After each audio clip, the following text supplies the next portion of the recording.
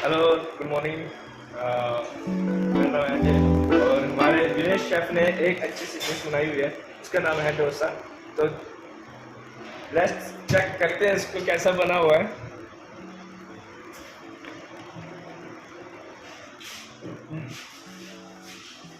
ये तो हमारे दिनेश शेफ हैं।